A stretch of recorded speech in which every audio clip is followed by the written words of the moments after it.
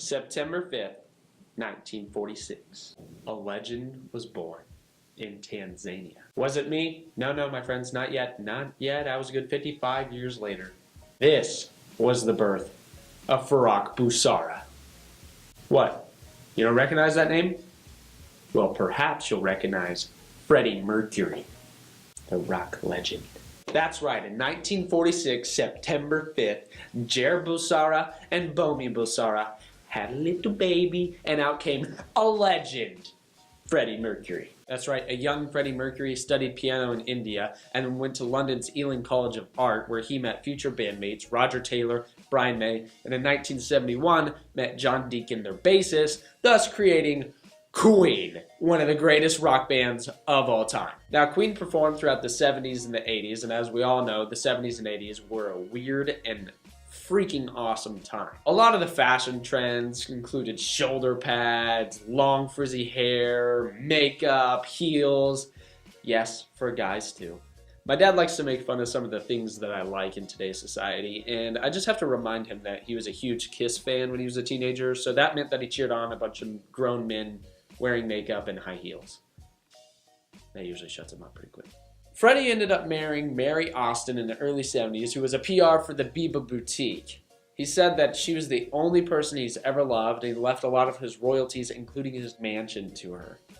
Yeah, I'd say that's a pretty good gift. 1975 was one of the greatest years for Queen, and really just a great year altogether.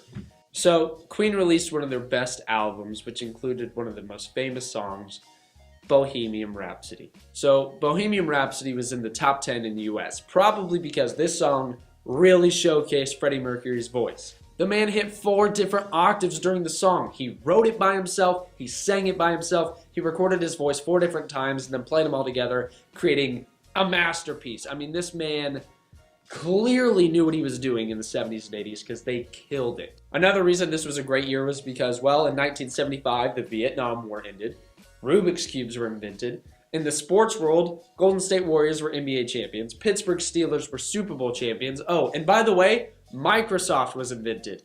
Music was just awesome in the 80s. I mean, they had competitors like U2, Guns N' Roses, AC/DC, Metallica, Bon Jovi, Def Leppard, Aerosmith, and so many more. Some other popular songs at that time were Carry On My Wayward Son, Dream On, Back in Black. So if you wanted to stand out in this time, you had to be really good. Now I want to talk about 3 of Freddie Mercury's greatest compositions. In 1974, he created Killer Queen. In 1975, he created Bohemian Rhapsody. And in 1976, he created Somebody to Love. Now, a fun fact about Bohemian Rhapsody is that Freddie Mercury actually wrote everything down on a piece of paper. The whole thing was composed on a piece of paper. His bandmate Brian May said the whole thing was in his head and that he would just walk around with a piece of paper ready to write anything down. Now, Killer Queen was their first major breakthrough on the worldwide single charts, even though it was taken from the 3rd album.